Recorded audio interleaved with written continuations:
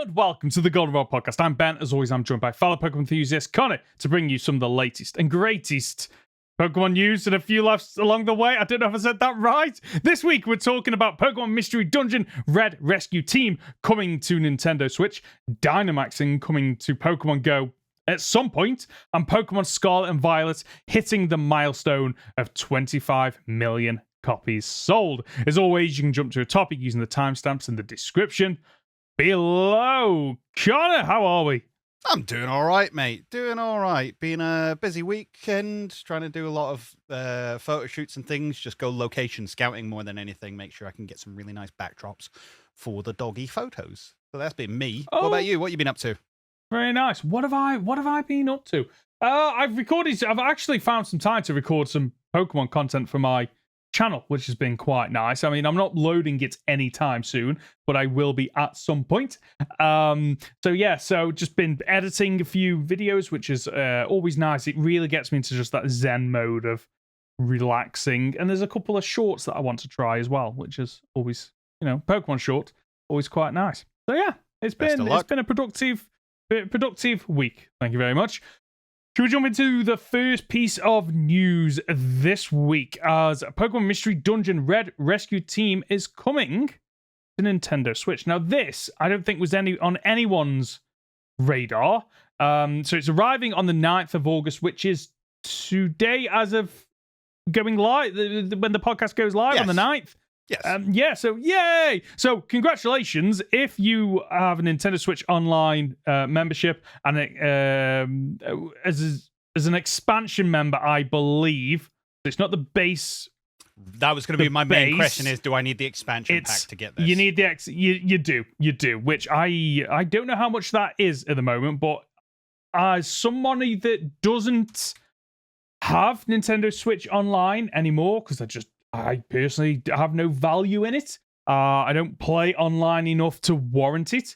It means that I am unfortunately going to miss out on this. I never played this is the original, isn't it? Pokemon Mystery Dungeon Red. This is the very first and one. Blue.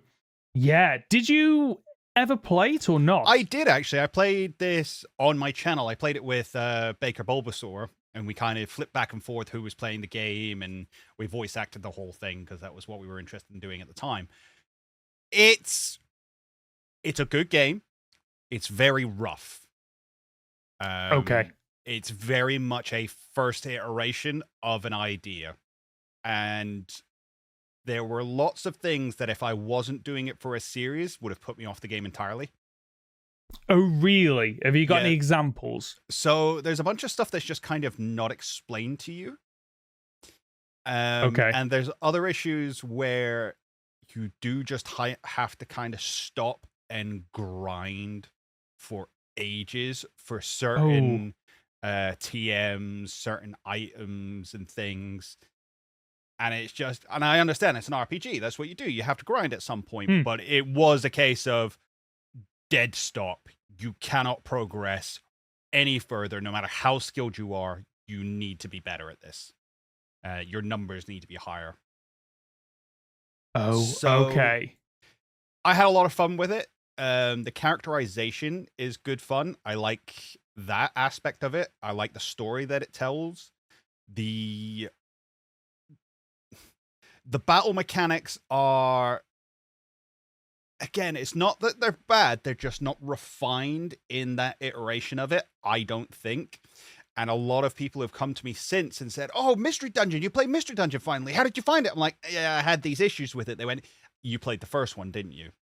So these are apparently things that have improved in future iterations of the game. I think Explorers of Sky is the one I keep getting recommended. Yeah. So if you're going to pick it up and you're going to actually pay for it, that's probably the one I've been suggested to go for. For free, give it a shot. Understand that it is the first iteration of the game, much in the same way as you would never base Pokemon off of Pokemon Red and Blue. True. Don't base Pokemon Mystery Dungeon off of Red Rescue Team. That being said as well, though, it's very interesting that we're getting this for free now, considering that this is effectively the game they remade for the Switch. this is the one that came out a couple of years ago, wasn't it? Yeah, Mystery Dungeon DX, I think it is. Something like that. Yeah. Rescue Team DX. So yeah, and in that 2020. is a straight remake, or at least it's my understanding. That's a straight remake of Red Rescue Team, or at least the story is the same. Okay. So what I've read here is the remake has mechanics that were introduced in Pokemon Mystery Dungeon Gates to Infinity, such as moves leveling up by use.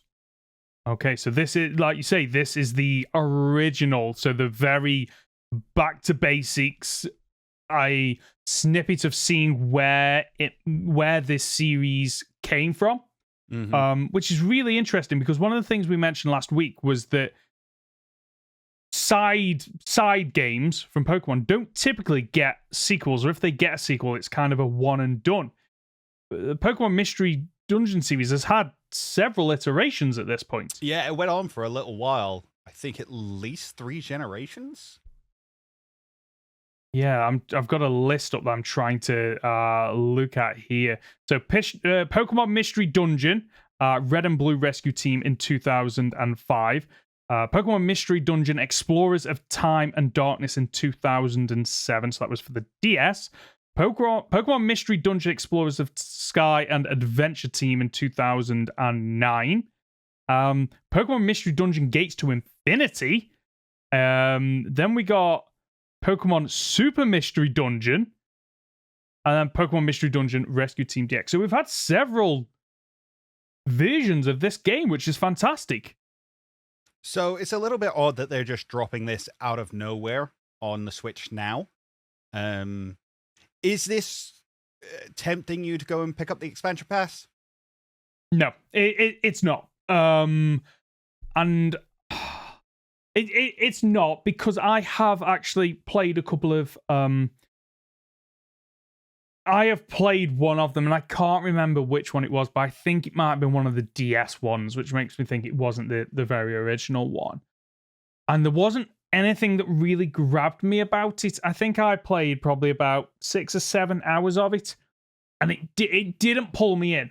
Now, that's not to say that maybe I was just in the wrong mindset at the time. Maybe I was, sometimes you can play a game and you just don't feel it, but you might return to it at a later date and be like, oh no, I quite enjoy this. Maybe this is one of those games where I need to play it as a relaxing experience. So just relaxing in bed, on the Switch, chilling out.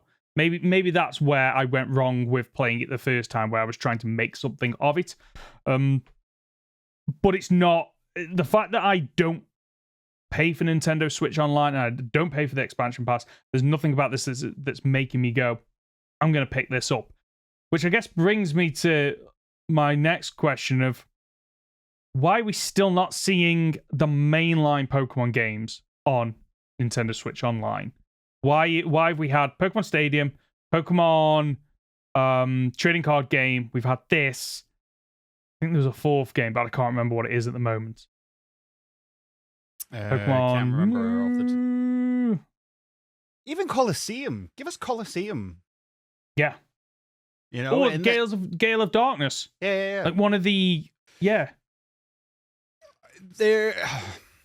See, when it comes to like trading cards and things like that, there's always the question of, should you reprint old cards? And people say, well, no, because it devalues the secondary market. And we know there's a secondary market for gaming. But I don't think an online only, basically paid service, like you're only streaming the game. You never own these things. You are paying to stream them. And that's what the expansion pass is. I don't think that's going to affect the secondary market at all. So there's no argument there. I don't get it. I don't understand why. And we're going to come on to in a bit, like Nintendo are losing sales right now this year compared to last year. Would bringing all of the Pokemon titles up to date to the Switch in the online pass, would that boost sales? I think it would. I think it would give people an excuse to go, oh, I want all the Pokemon games let's just go get them all on one console. There is another issue as well, though, which is trading. How do you trade across a game which is effectively being emulated on a different system? Like they just took it out of Colosseum. There is no trading in that game, at least to my understanding of it.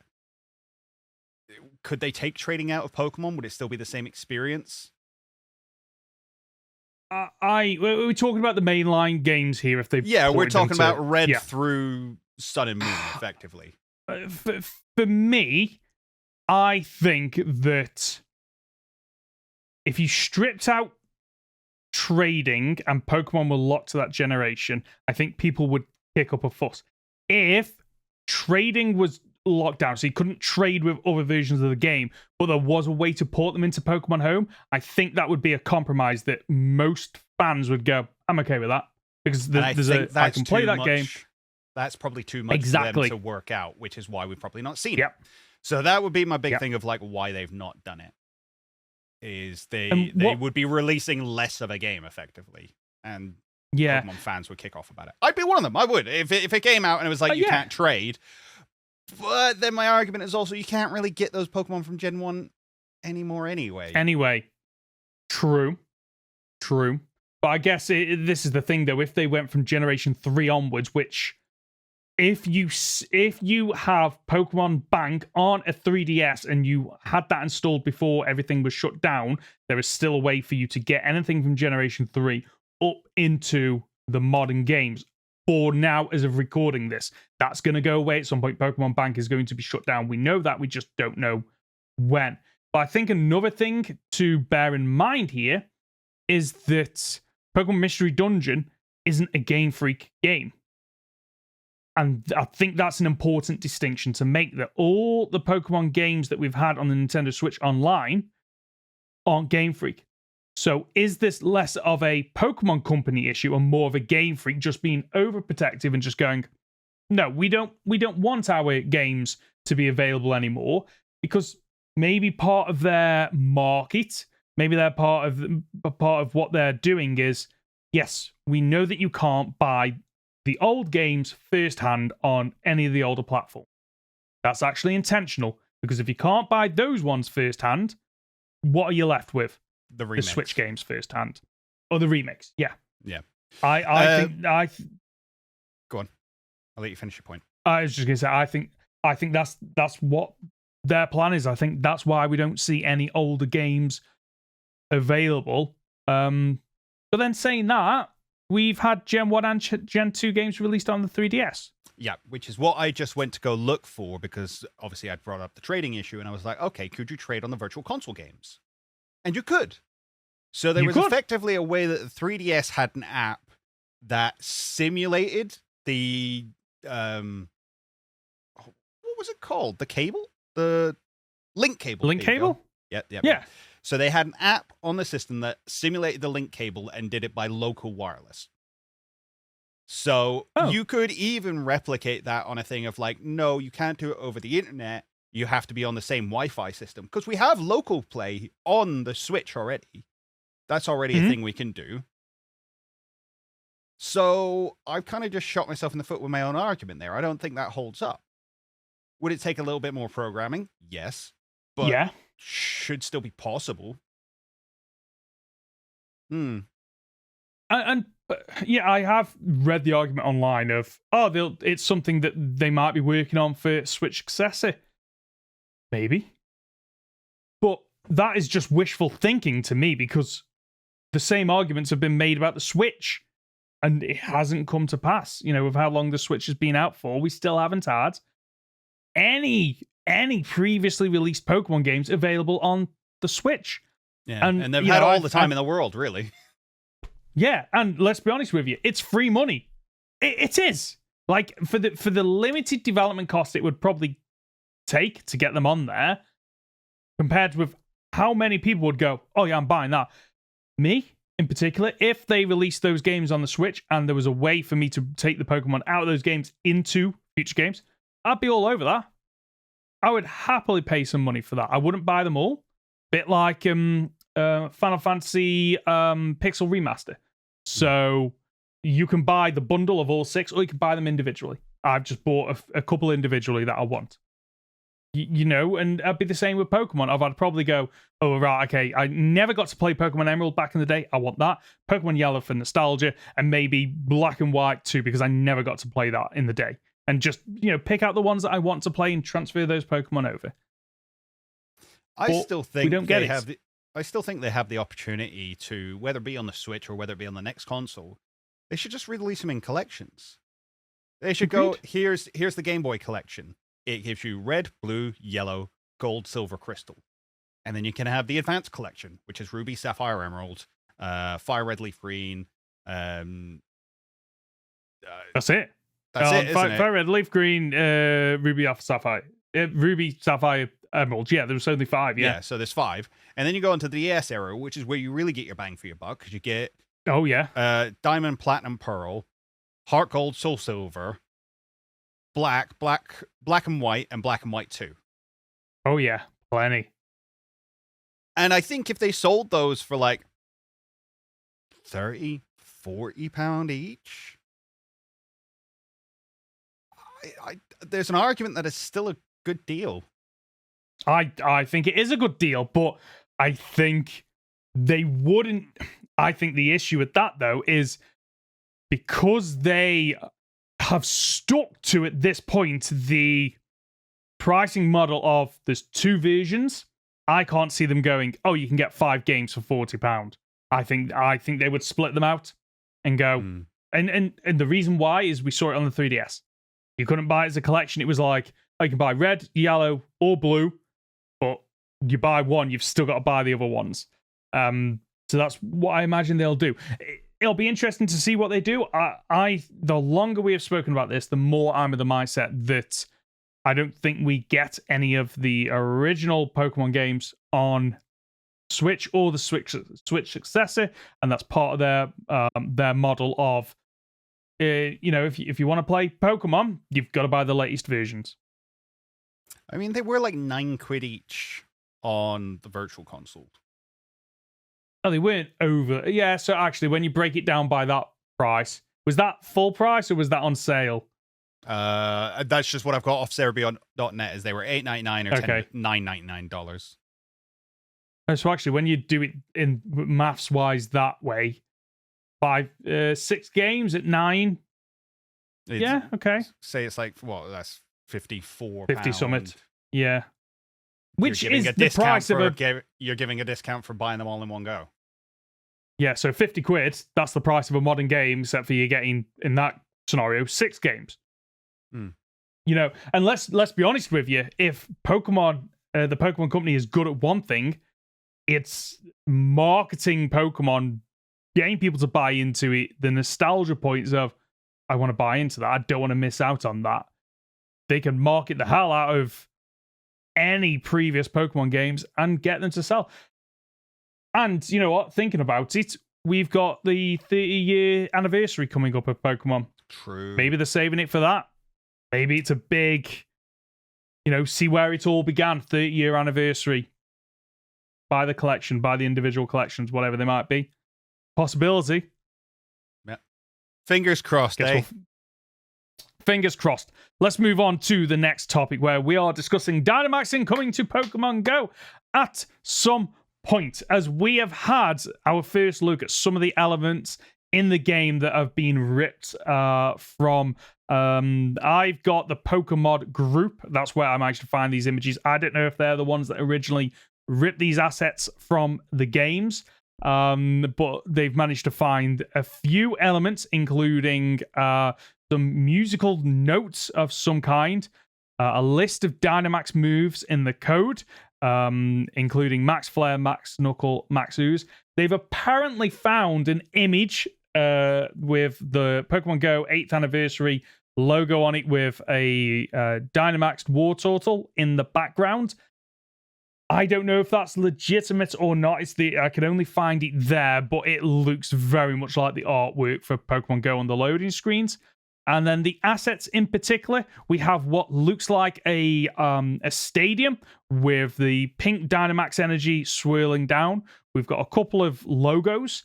And then we've got one thing that I have no idea what it is, but it looks like a probe, some kind of dome, pink dome with like metallic elements coming down, which makes me think that is potentially what would be the, in megas or raids, we have the eggs. That makes me think that is what will symbolize, there's going to be a Dynamax raid taking place here in X amount of time. Now, this also, when I was doing my research on this, made me realize why they've been holding back on the Gen 8 Pokemon. Because we have discussed previously, Connor, that there are only a handful of Generation 8 Pokemon in Pokemon Go. So I went away to find out there are 84 Gen 8 Mons still to be added to the game, including the starters, some of the legendaries. So there's quite a few. Actually, I've just realized not 84, it's 82 because Zamazenta and Zacian have been in there before. However, you can't get them at the moment. But this explains why they've been holding back on Gen 8, I think, because they want, Gen 8 was the Dynamax, gimmick. They want to make something of it, right? Mm-hmm. Thanks for that. No, sorry. Well, you're right. Yeah, there's a lot more to that. Yes, they want to make more of the gimmick, so when they introduce Gen 8 Pokemon, they want to have Dynamax in place. Yes, that makes sense. Uh-huh. It makes sense. What do you want from me? I don't know. What do you think, this is a conversation? No, I bring you on here to talk at me, not the other way around. Brilliant. I think it's an open and closed case, to be quite honest with you. We are getting Dynomaxing at some point in Pokemon Go. We don't know how it's going to function, but just from the assets that we've seen, I think it will be in a similar way to eggs of you can battle to get a Dynamax Pokemon. How that will be implemented into your party, into the PvP or other raids, yet to be seen. I guess a question for you, Connor, though, is would this get you back into Pokemon Go? And I know this is a reoccurring question for me, and the answer typically seems to be no. Again, until I can open up Pokemon Go and play it for more than 5 minutes without my bag being full, I'm not playing the game. Fair enough. And I know that sounds so arbitrary and such a weird sort of hill to die on. It really bothers me. It really bothers me that every time I've opened this game, I have played it for about 5, 10, 15 minutes. Then my bag is full. I go in, I get rid of all my berries. I get rid of all of my items. And then my bag's full again. And I'm like, hang on. Every time I play this game, I upgrade my bag. And that takes like 4 days to do because it's $200 Poké Dollars to upgrade your bag. Coins. And you only get 50 a day. So it's 4 days to upgrade my bag. And then it just keeps filling up. So until they fix that problem, I refuse to play the game. Is it a weird hill to die on? Yes. Yes, it is. But it is how I feel. Yeah, I get it. It is absolutely infuriating when and you go into your bag, like I'm at something like 2,800 item spaces, and I go in my bag and I scroll down. I'm just thinking, how have I got 2,800 items? I can't have 2,800 items. And then you start counting like all the different TMs, all the different berries, all the Pokeballs. The Gimmighoul coins take up a space, which is absolute BS, because obviously you need a lot of them in order to get Gimmighoul. So that's an absolute joke. Apparently the Rayquaza Meteorite doesn't count as an item. It's bizarre. Anyway, I get your frustrations with it. There are frustrations even for me as Pokemon in Pokemon Go. Even though I have like cycled back around on, actually I really do enjoy Pokemon Go, except for at the moment I have subtle to do in it, because I'm a late game player and there's nothing left to do other than the grind, which I'm not gonna do. So on that note, then, as an late game player, is this giving you something to look forward to? Yes. Okay. Yes, I'm looking forward to more Pokemon to catch in Gen 8, a new battle system in whatever way that is and how that is implemented. And it's, I'm a typical gamer. Just give me something flashy and new, and typically I'll be quite happy with it. I mean, we'll see how it's implemented, to be quite honest with you, and then we'll go from there. What I don't want this to be is a case of, oh, this weekend it's Community Day. Oh, next weekend it's a new raid for a new Pokemon. The following weekend, oh, it's Dynamax weekend. I don't want that. At the moment, it's quite reasonable because it's typically one weekend in a month, maybe 2 weekends in a month. There's a big event to do where me and my daughter go out and play. That's fine. That works. The moment it starts to become, ooh, I've got to play this every weekend, I'm out at that point. Interesting, because you would have thought that if you enjoy the game, you'd be looking for an excuse to play it more. Yes. However, my issue with it, and it's one of the things I enjoy about, is it's not something that you can just, like most other games I play, oh, should we have half an hour now? And you just load it up and you play it on the TV or you play it on the Switch. Pokemon Go is one of those games that rewards you for going out, which means that you have to figure out, okay, what time are we going out? You have to plan it around your day. You have to plan your day around going out in order to take part in some of the events. Oh, you do, especially being a rural player. Yeah, and with my daughter, it's not a case of just, oh, let's play. It's a case of, right, okay, I need to go out and do the shopping now, or I need to do the shopping once I'm done. I need to figure out when everyone else is meeting up in town so we don't go too early or too late. I then need to drive into town. If it's raining, that's a whole other thing as well. Make sure we're carrying around water and everything else. Making sure my daughter's phone has enough battery. There's a lot of prep work that goes into it.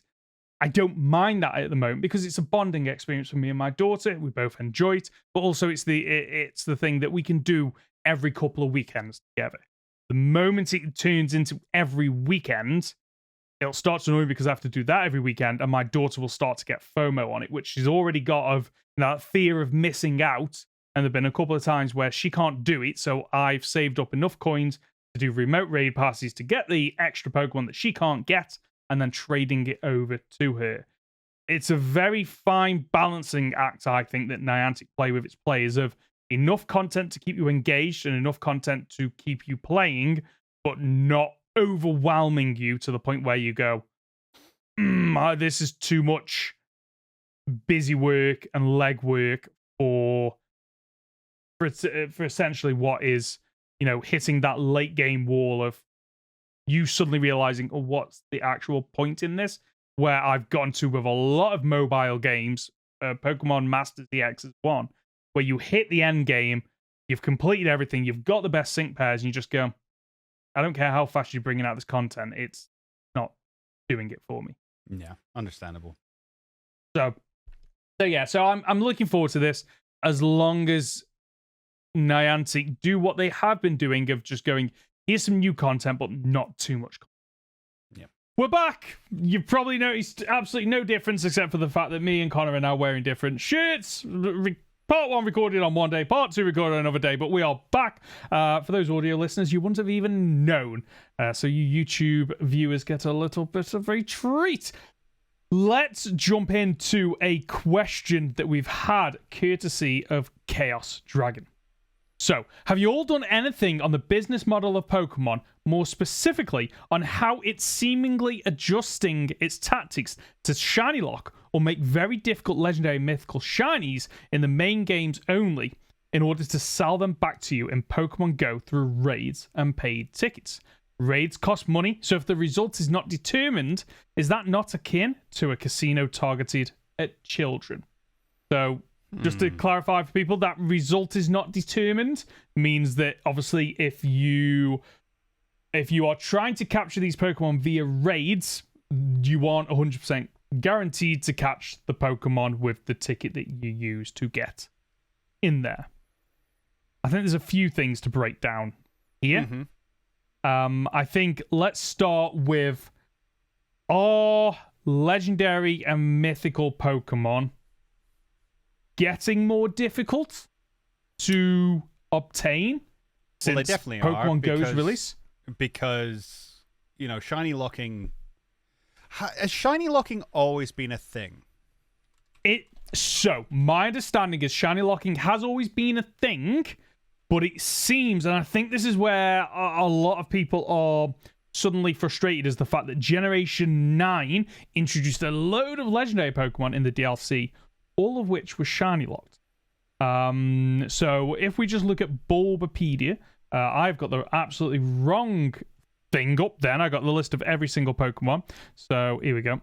So there's a link in the chat, by the way, Conor. So I've got from Gen 5, so Black and White. Okay. Reshiram and Zekrom were shiny locked, and so is Victini. I think Victini is still shiny locked. I think you cannot get a shiny Victini.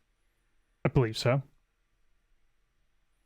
What else is on this list that I'm looking? No, this is a list of shiny Pokemon. Shiny locks. Here we go. Right, got it. So so Black and White, Victini, Reshiram, Zekrom. And then Black and White 2, Reshiram, Zekrom. Pokemon X and Y, Xerneas, Yveltal, Zygarde, but then also the Kanto Birds and Mewtwo. Omega Ruby, Alpha Sapphire, Koga, Groudon, Rayquaza, Deoxys. So there is a bit of a pattern, it seems, in terms of for the most part, when the game in which legendary Pokemon are introduced, they're shiny locked. And I get why, because it's then an opportunity to get people to come back if they are shiny hunting in a later generation. So almost, opportunity to sell the next game. Sun and Moon, the Tapus, Cosmog's Evolutions, Ultra Beasts, all shiny locked. Ultra Sun and Ultra Moon removed the Ultra Beast locks, but kept everything else shiny locked, including Zygarde is in there. Let's Go Pikachu and Eevee, the only things that were shiny locked were the partner Pokemon. Sword and Shield is a little bit different because the starter Pokemon were shiny locked for some reason, as were a lot of the gift Pokemon. But hang on, that's not that they were shiny locked, it was that your starter couldn't be a shiny. Yes. You could still breed for them, which is where legendaries become more difficult because very often you can't breed for them. You can't. So I think like Grookey, Scorbunny, Sobble, you can just disregard them because there is a way to get a shiny, a legitimate shiny. It's just not by soft resetting at the start of the game. But again, the other Pokemon that are shiny locked, Zacian, Zamazenta, Eternatus. Moving into Sword and... So this is where it gets a little bit different now. Because now we move into the DLC. And the DLC basically shiny locks all the gift Pokemon. So the Alolan Pokemon, the Kanto starters, Kubfu, a few others as well. And the Crown Tundra also shiny locks the legendaries that are introduced in that. The Moltres, Zapdos, and Articuno variants, Keldeo, Glastier, Spectrier, Calyrex. But again, and then we move into all of these you can either breed for to get the shinies. Yeah. Or you have to wait till a later game to get the legendaries. Or so you'd think. Yeah. Yes. So I think this is the thing. We have to split out legendaries from mythical because I think they are different. But the legendaries, for the most part, I'm looking at Legends Arceus. Now, Legends Arceus is a strange one because most of the legendaries in Legends Arceus are shiny locked. So the Lake Spirits, Regigigas, Cresselia, Shaman, Arceus, Tornadus. But all those legendaries are available in previous games where you can get them as shinies. And I'm not so fussed about that because Legends Arceus is much more of a single-player focused game. And in that kind of game, I kind of like the idea of, well, no, these are the legendary Pokemon. There is one of them. Having a shiny doesn't really make a lot of sense. No. Now, Scarlet and Violet, same again. A lot of the legendary Pokemon are shiny locked. Teal Mask, the same. The Indigo Disc is the outlier. So this is where I think some people's frustrations come through because literally every single legendary I can see here. So you've got the legendary birds, the legendary cats. Is that what we call them? Legendary cats. Lugia, Ho-Oh, Latios, the Weather Trio. It looks like every legendary in the Indigo Disc is shiny locked. Yeah. Now, which is... which I think is where people have got really upset, because we just come off the back of Sword and Shield, where we had a DLC that gave you all of the legendary Pokemon. Now, that kind of implied that it was, and I'm trying to give benefit of the doubt here, that kind of implied that there were lots of legendary Pokemon from all over the world coming here, and they weren't necessarily all the same one. Like, they could be Zapdos from multiple different places. Now, that kind of breaks down when you consider, the multiple Mewtwo's across the world. These are questions, okay? Are there multiple Dialgas? What's going on there? Maybe it's just a small entity of the actual God of Time. But the point was, you bought the DLC to have this really fun Dynamax adventure and had the chance to catch a shiny of every single legendary that was available there. People thought you were going to get something similar in the Indigo Disc. If you're going to bring back all these legendary Pokemon from previous generations, why not give us the chance to shiny hunt them? And they didn't. And half of me has to think, well, that's because these are actually the one legendary that one guy had seen. So if they were shiny, it would be distinctly a different one to the one he'd seen, or maybe the one he saw was shiny, in which case, why didn't he mention it? But that's very, very thin logic. Agreed. For what the Pokemon franchise offers up for the vast majority of things. I think for me, I don't think they are making legendary Pokemon more difficult to obtain or more difficult to obtain their shiny versions. Now, it seems like, looking at this, that typically, you can get legendaries in multiple games. So you don't need to go out and buy every single game. You can, looks like that if you wanted the, a legendary in the generation it's introduced, typically the next generation, you should be able to get it as a shiny if that is what you are hunting for. I think the outlier is just this Indigo Disc. I don't know what the decision was there. Maybe it was a case of, and the only thing I can think of is that with the Crown Tundra and doing the what was it called? Was it the raid? No, not Raid Dens. It was the Dynamax Adventure. Dynamax Adventure, yeah. Yeah. That is less clear-cut than soft resetting, because obviously you have to go through several battles, get to the end, beat it. The odds were drastically better, but you still needed to get to the end and beat that Pokemon, which is a very different experience than just, okay, I'm playing Scarlet and Violet, I've already got the shiny charm, and I'm just going to soft reset in this game until I get it. So maybe that's why. Maybe they are very aware of, in the past we've made shinies more easier to obtain, which I'm grateful for, but maybe this is them putting a little bit of a stop on that in terms of, we don't want everyone to be able to get all the shinies in a single game. They want to make it so that you do have to have multiple generations if you are trying to get all the shinies.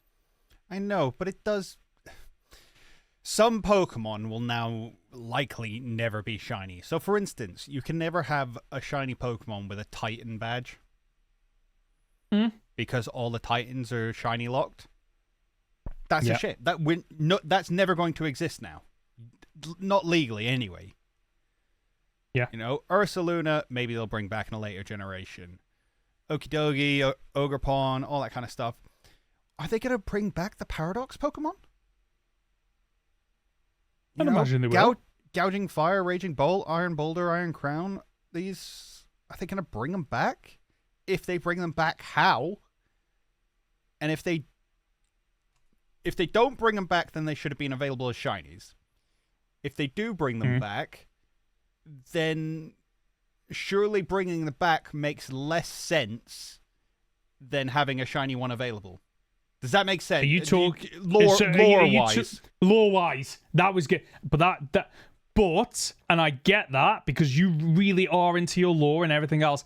I don't think GameFreak really cares about shinies in a lore perspective at all. I don't think they put any stock in that. Then I cannot think of an excuse as to why they keep doing this. So, the only thing I can think of, which is I think where I do align a little bit with Chaos Dragon, is that you want a shiny version of this. Well, then you need to do whatever it might be, and there is a little bit of a monetary incentive of you've got to buy the next generation or a couple of generations down the line in order to obtain that shiny, which I'm fine with because I buy pretty much all the Pokemon games, or at least one of every generation, so I'm okay with that. The second thing is obviously Pokemon Go. So, for example, Zacian and Zamazenta were available in Pokemon Go, and they weren't shiny locked. That wasn't a paid event though. It was a case of they're just in raids. You can raid them. You get your one free raid pass every single day, and there's ways in that game to earn coins. So again, I'm okay with that. I mean, do I like the fact that you don't know if you've got the shiny until the actual catch screen? Of course not, but I get it. That's part of the economy of Pokemon Go. If they want to get people to continue to raid in order to get shinies, best IVs, whatever it might be. The third one is the one that I find the most frustrating because it's the one that is outside of your control. So, for example, I do have shiny Zacian and shiny Zamazenta legit. In order to get them, I had to go to my local game store and pick up codes that they would hand out to you, and then you have to redeem them. Mm-hmm. Now, I'm quite lucky. I could go down to my local game. It's about a 10-15 minute drive. I can go in there. I can get it. What about people that maybe can't get out there? What about people that don't live in the UK and they don't have the equivalent of this offer? How do they then get these shiny Pokemon? But at least that's free. At least that was free. Whereas shiny locking a bunch of them now and going, we'll release them in future games, or we'll release them in raids, or we'll release them in Pokemon Go, whatever the case may be. That is quite literally Pokemon saying, hey, I know you bought this game and you bought a DLC and there's technically all these Pokemon in it, but if you want the really special one, you pay me. But this is the thing, that this isn't... It's a really strange decision by GameFreak, though, of, okay, let's take, any of the generations we previously looked at. For the most part, it's only the legendaries introduced in that game that are shiny locked. The vast majority of them aren't. But let's be honest with you, the odds of getting a shiny are that astronomically low. What is the point of locking some of these Pokemon? Outside of, the conscious decision of, we don't want you to have the shiny yet. We want to be able to use that at a later date in order to... As an incentive. Yeah. And that's why they do it. That must be why they do it, because it's just that... It's a bit like, diamonds. Like, diamonds are dead expensive, but they're not rare. They're really common. It's just that the price is artificially inflated by a handful of companies that, hoard them. And this is what we're seeing here with these shiny lock Pokemon of, you can't get them now, but at some point you will be able to get them, but we control that. Yeah. And it's so difficult because even the starter Pokemon, right? So your very first starter Pokemon, why is that shiny locked? Is it to do with the cutscenes? That is a really good point, actually. Yeah. Is that it? Because starter Pokemon only really started being shiny locked in Sword and Shield, which was the first one where they all popped out at the same time and you saw them on screen. So maybe that's why the starters are shiny locked. Does every single legendary Pokemon appear in the overworld first? Zacian, Zamazenta, and Eternatus do. Yeah, they all appear in a cutscene. They all do, quote unquote. Okay, so we've nailed down Sword and Shield, and which is strange because, I just said that they don't care from a lore perspective, but they obviously care from a continuity perspective. Yeah. Which is strange really because you consider back in the Sprites days, you wouldn't know. Pokemon Go, what? you don't know. No, until you click on it. Although saying that, I heard earlier on today that Heart Gold and Soul Silver is the one game where you can see the shinies in that rotating choose your Pokemon before you actually choose the Pokemon. Everything else, it's not. You actually have to click on the Pokeball, get into the battle, which again is bizarre. So is it a limitation in how they program the games? Maybe. I'm not entirely sure.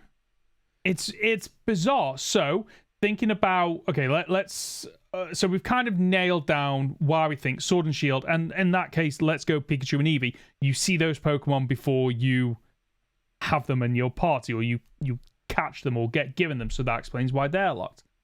Ultra Sun and Ultra Moon. I mean, Tapu Koko and Sun and Moon. Tapu Koko appears in a cutscene, which probably explains why the other Tapus maybe, because it's like, well, we can't have three not shiny locked and one shiny locked, so we just shiny locked a lot of them. Cosmog appears in a cutscene.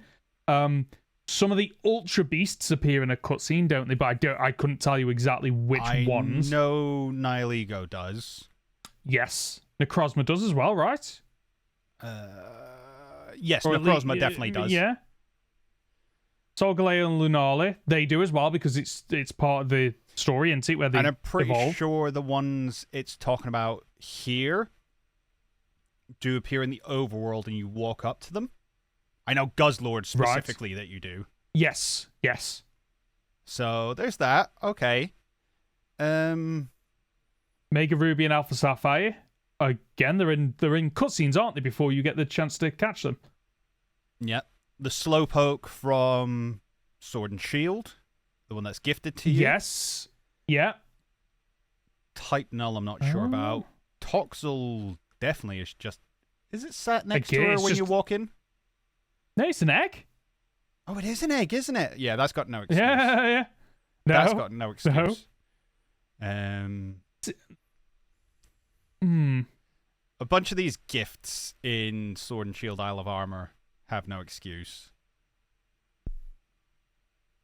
I mean, maybe they just wanted the gift to be everyone gets the same. If it's a gift Pokemon, everybody should get the same gift.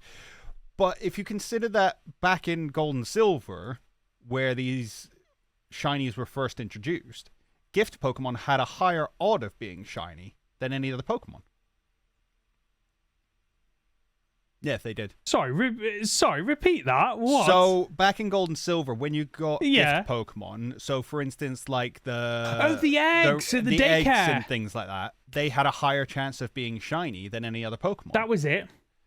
So, we've completely 180'd on that from these should feel special, let's give everybody a higher chance to get something really cool, to just give everybody the same thing.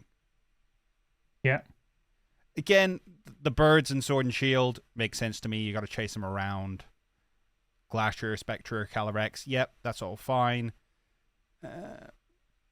Mew and Jirachi. That's so Pokemon Diamond and Pearl, Mew and Jirachi. You had to have other games in order to get these anyway. You did, but let's not forget they're mythical. They're not legendaries. Mythical is a whole other conversation to be had. Should it be? Legendaries... but again, so we've spoken in depth about how we wish Mythicals had more of a story, more of a introduction to the game. And part of that, I think, could be introducing shinies. Now, shiny Mythicals is the one where actually it does feel like they are trying to sell it back to us through Pokemon Go. So far, we've had shiny Mew, shiny Jirachi.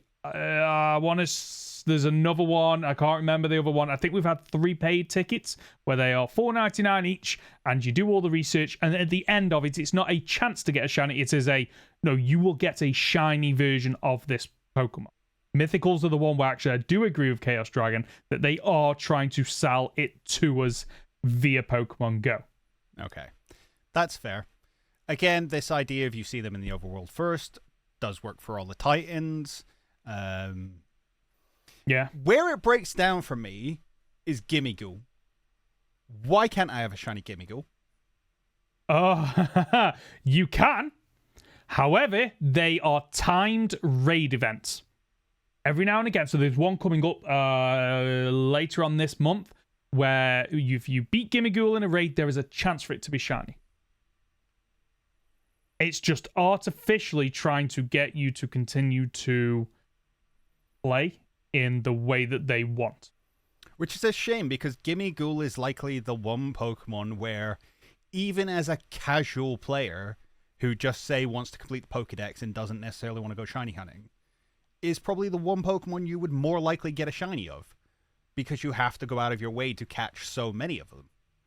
So Gimmighoul's a weird... Sorry, what I was going to say, Gimmighoul feels to me like it should almost be flipped of, it's just such a common shiny, because it's always around gold. It's like the uncommon version is the non-shiny. Oh, I see what you're saying. I like that. I'd love to see something like that. You are literally trying to shiny hunt a non-shiny. But what's annoying is you can't even argue about the overworld thing, because the chest looks the same. Yes, it does. So you walk up to the chest and then pops out Gimmighoul. Oh, it's a shiny one. Right, this is the one I'm evolving then. Yeah. The other ones is the Quartet.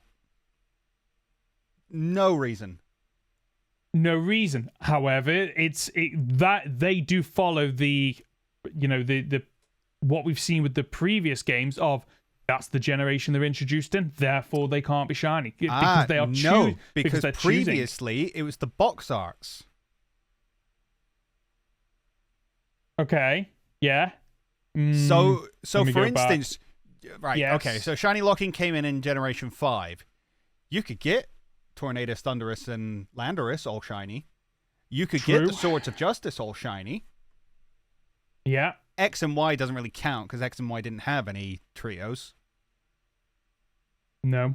And then Sun and Moon, Ruby obviously, Sun and Moon, they did lock off the Tapus. Sword and Shield. Does Sword and Shield have a trio? I don't think so. No, it had a couple of new Reggies. The trio was introduced in Crown Tundra in the Zapdos, Moltres, and Articuno variants. Yeah, okay. I don't know. I just don't. I don't buy that they needed to be shiny locked. No, I agree. I think from their perspective, I understand why they do it, because it is a way to when a later game comes out, there's an opportunity to go. For those people that do care about shinies, it's an opportunity to go, oh, you want that shiny? Well, pay up. So that's it. So you are saying that, yes, they are artificially holding them back to bleed the customer. So I think they are. I think that... Let's be honest. I think that the majority of people who choose to shiny hunt are buying the newest Pokemon games anyway. So I don't think so. That's why I'm okay with it. Because it is a case of, well, if you're shiny hunting, chances are you're buying the latest games anyway. And from what we've seen, you could theoretically, if you wanted to, probably skip some generations and just go, well, I'll get that Pokemon in a later generation. Where it gets thrown out is Gen 9, because Gen 9, for whatever reason, the DLC just went, no shiny versions of these Pokemon, which is bizarre because those shiny Pokemon have been in previous games.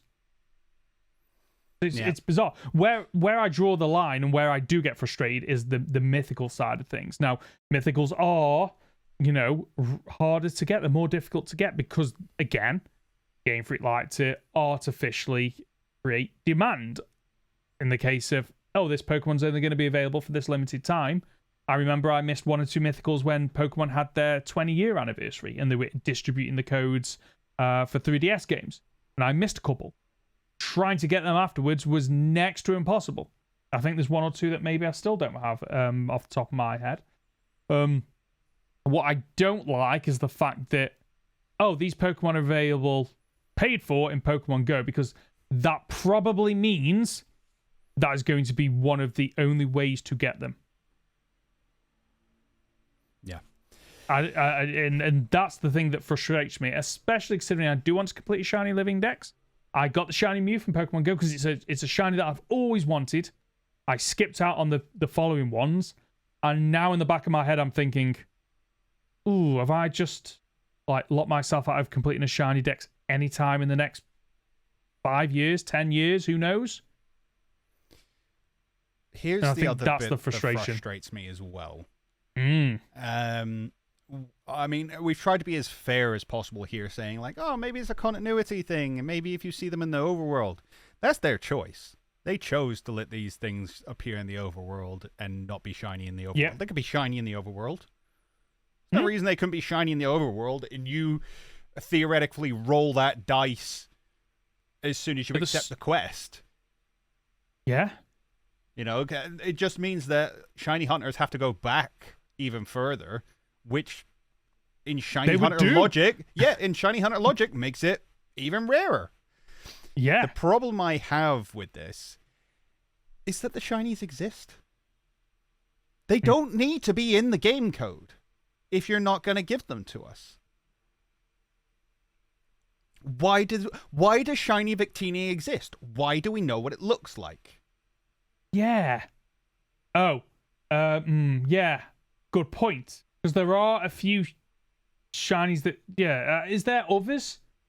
I'm trying to think now, looking at... Zarude is another mythical that I think you can get a shiny version of. Apparently, unavailable shiny Pokemon in non-changeable form, so it doesn't tell me which ones are shiny, though. Yeah, not sure. But the point is that if you're not going to give them to people, then why create them? No, yeah, I agree. Yeah, it's strict. Well, I tell you why it's probably dumb.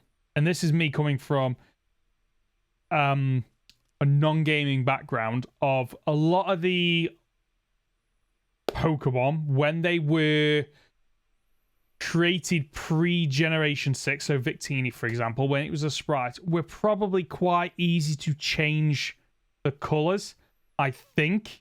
And the only reason I'm saying that is I've done similar things in Photoshop. And there is a theory that it's effectively a lookup table until a certain point. Swap X color for Y color. Exactly, which makes me think that at the time it was a case of, oh, we might get around... Sorry, not we might. It's a case of, at some point we'll get around to releasing this Pokemon, so just do the legwork now so it's done with, and then when it comes around to releasing it, it's one less thing that we need to do in order to release it. Okay, but say Koraidon and Miraidon. We know we're not going to get those this generation, because the only one you get in-game is one you're going to ride around on all game. So, no, you're not going to be able to get it for this overworld excuse that we come up with. So if we're not going to be able to get a shiny until later on, how... Is it that much more effort to... Like, is it wasted time now... making someone spend time to design a shiny version that isn't available and programming it into the game where it's never going to be available? Whereas, I don't know. I just don't know.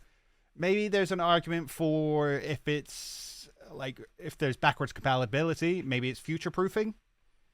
So because Koraidon and Miraidon are legal within the game, then you can have a shiny one in a later game and transfer it back. We don't know if that's going to be possible, but fingers crossed. Another idea. Okay, and I this is me just floating it. Do they do it on purpose to try and catch people that are hacking? This was another point I was considering, but here's the problem with that logic. It doesn't work. No. Like, don't get me wrong, fair enough in competitive. If you rocked up with a shiny Koraidon to competitive, no.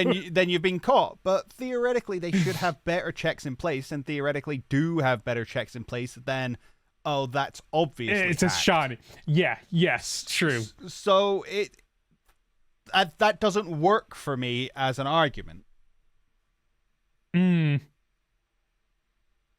I just have to come back to then. It's a case of it's the whole business model is how can we try to encourage people to play, to get in stores, to get codes or whatever it might be. And I think that why are there certain Pokemon that aren't legally available as shinies, but they have shiny models? And I think you hit the nail on the head of, it's a case of, okay, this is Gen 9, working on Gen 9, get everything in Gen 9 done, because when we move on to Gen 10, we're not going to have time to come back to Generation 9. Or it's just seen as maybe it's a tick box exercise of, this is Gen 9, and in that is all the different things, including these are the 100-odd Pokemon that introduced. They need a normal version and a shiny version. Tick box exercise. It's done and dusted, and then they just move on. Because as I pointed out, it could be a case of, next week's raid in Pokemon Go is shiny Miraidon and Koraidon. You can transfer those into Pokemon Scarlet and Violet. If shiny wasn't programmed into the game, suddenly we've got to send developers over there to program it in. There is that. Okay. Maybe, yeah, and maybe that's why they do it, is a case of, going back to the Victini of, let's just program it so that when we choose to do it, we don't need to do anything else. And maybe that's what it is, because for all we know, in the way that it's done, I have seen enough Pokemon editing videos where people have taken modern 3D Pokemon and then they've been able to tweak them, change them, whatever it might be. And it does look quite intensive opposed to the sprites. So maybe it is a case of, I don't know, maybe there is only a number of people that know how to do it in, and I can't imagine this is GameFreak. I'd imagine this is Creatures Inc. Is that right? Mm-hmm. They're the one that do all the models and stuff. So maybe this is actually, maybe this is something completely unrelated to GameFreak. Maybe Creatures Inc. just has that additional time and can just, okay, yeah, we've got the time to do these. Let's get them done now. But yes, they are definitely keeping them out of the game to charge you money. Whether it's through Pokemon Go or future games, it's definitely a money cost. It's definitely a money reason. It has to be. It absolutely has to be. Let's move on to the next topic, which is Pokemon Scarlet and Violet has finally hit the big milestone. They have sold more than 25 million copies. This figure comes courtesy directly from the horse's mouth. So Nintendo's website that breaks down the number of units sold on the Nintendo Switch for some of their key games. I just want to quickly run through these, if that's okay. So Pokemon Scarlet and Violet is at number 7 with 25.29 million copies. In number 6 is Pokemon Sword and Shield, still holding on with 26.35 million copies. Then we move up to Super Mario Odyssey, 28 million. Legends of Zelda Breath of the Wild, 32 million. Super Smash Bros. Ultimate, 34 million. Animal Crossing's New Horizons, 45 million. And then finally, at the top spot, Mario Kart 8 Deluxe with 62 million copies. So Pokemon's up there. Pokemon is in 7th and 6th place for number of units sold, which is phenomenal. And I think actually reinforces what we said previously about, when the Super Switch comes out, could Pokemon be a launch title? Those figures seem to imply that it very well could be. Well, Mario Kart was, right? I believe so, yes. But Mario Kart's a weird one because Mario Kart It's a Wii U game. It's a Wii U game, as was Breath of the Wild. So I imagine there was less work there in order to port them over because a lot of the legwork had been done, whereas Scarlet and Violet was definitely created from the Switch. I remember Sword and Shield back in the day, people were saying that it was originally a 3DS game that had been upscaled. I don't believe that, but don't get me wrong, I'd imagine that some level of development probably did start on the 3DS, probably in terms of planning it out, artwork, oh yeah, this will be a 3DS, and then wasn't.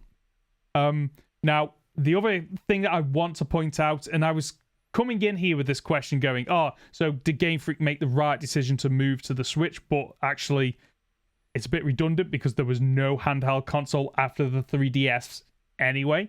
But just looking at previous games, Pokemon X and Y sold 16.73 million. Sun and Moon 16.33 million. Auras 14.62 million. Ultra Sun and Ultra Moon 9.2 million.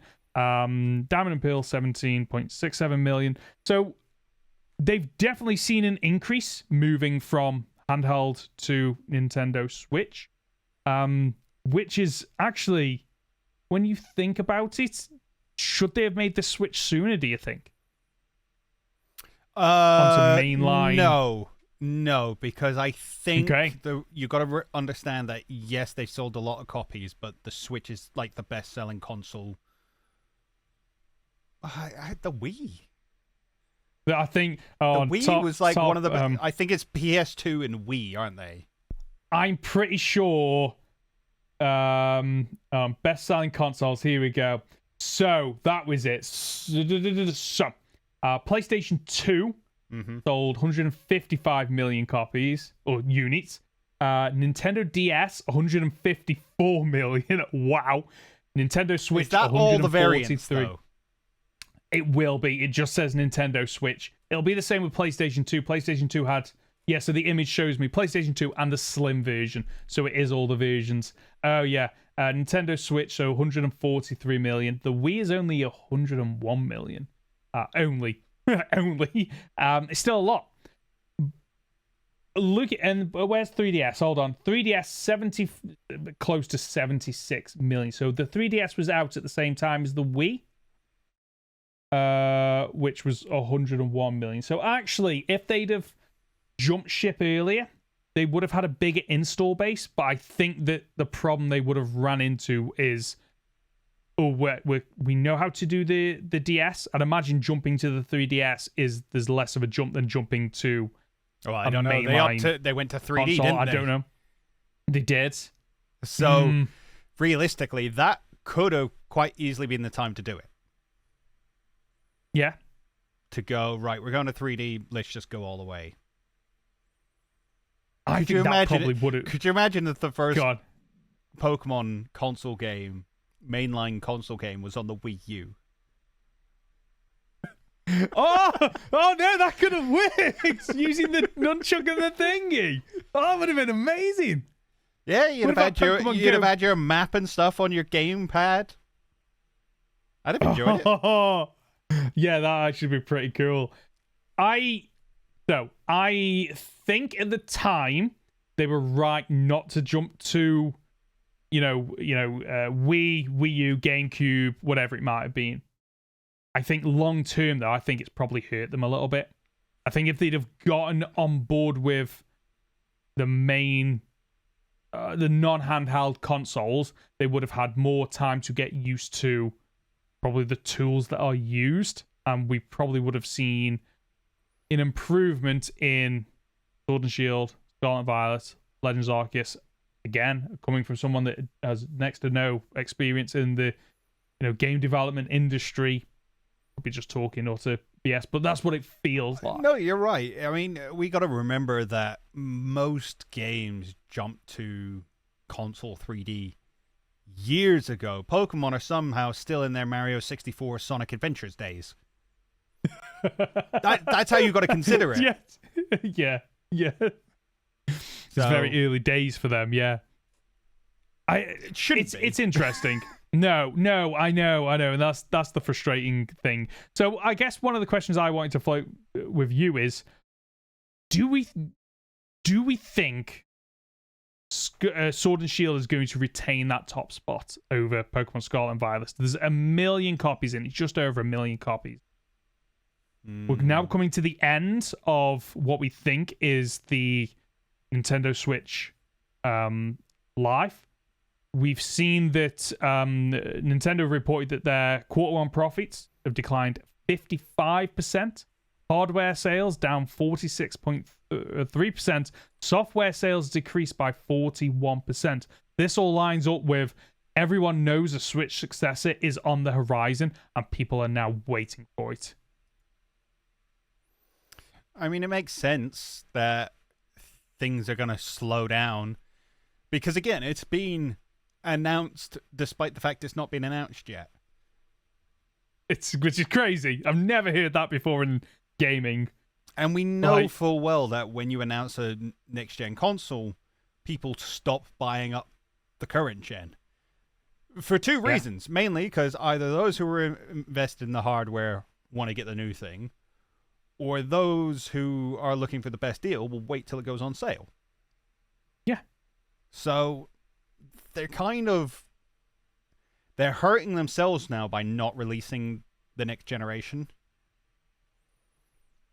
And I think part of that is they're trying to have their cake and eat it of everyone knows that in all likelihood it is coming out at the beginning of next year. Because if it was coming out this year, we should have heard about it. We should have heard about it, because then people start to prep for the Christmas period. Because it's a case of, oh, I know that's coming. I know my child will want that. Someone will want that in the family. So I need to start saving 500 quid. Exactly. Which I think this just like lends credit to the fact that the sequel is coming at the start of next year, and they want to pump out as many unit sales of Nintendo Switch this Christmas to kind of go, okay, let's get one last batch of sales in for the Nintendo Switch before we release the sequel.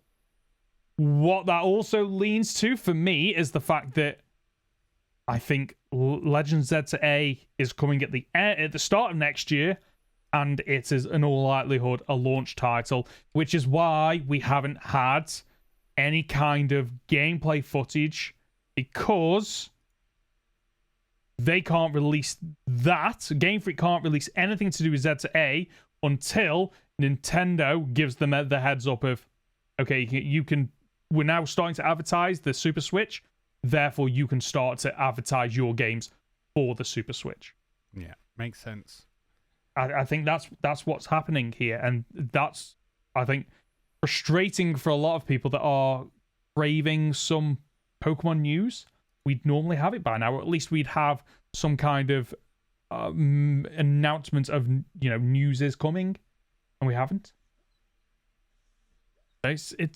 It's interesting, and I can't wait to see if we are right. Come later on this year, start of next year.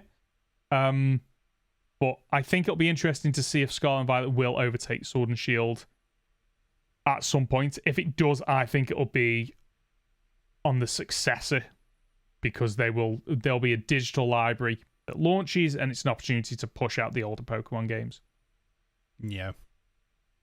I think it will. But I guess another question for you is, do you think the quality of Scarlet and Violet has hurt its sales?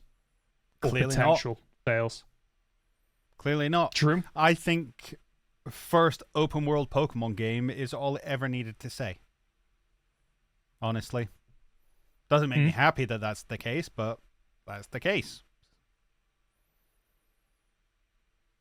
And it's there at number 7. It's going to be interesting to see if the poor... Because, like, typically movies are the same, is that if a movie doesn't resonate with some people and it's bad, you typically see the fall in the sequel, because that's when people go, oh, I remember what the previous one was like. It was pants, it was rubbish, didn't enjoy it, therefore the sequel they don't bother with. So it'd be interesting to see if the reception to Scarlet and Violet has an impact on the future sales of Legend Z to A. But yeah, there's a lot of uncertainty with that as well, because of when mentioned when it comes out. So it's going to be really interesting to see what happens with that moving forward. Let's keep an eye out. Definitely. Connor, I believe that is the show for this week. Got no other topics. Oh, and it feels really short. It feels really short, but when we add up both parts, it's going to be like an hour and 15, hour and 20 minutes, which is fantastic. If you've gotten this far, you're just top dollar, aren't you? And before you go, we'd really appreciate it if you could leave a review on the podcast platform of your choice. And if you're watching on YouTube, then please leave a like, as it really helps out our podcast. If you've got a comment or question, you can reach us by leaving a comment on our podcast on YouTube, by mailing goldenrodpod@gmail.com, or by leaving it on our Discord channel. Connor, where can we find you? You can find me on my YouTube channel at Captain Fidget. Oh, very nice. Love the cadence there at the end. Yeah. We're trying, okay? We're trying. I'm Ben. You can find me as Professor Hoeing Gaming on YouTube and Professor Hoeing on Twitter for now. We'll be back next Friday for another week of Pokemon Podcast. See ya.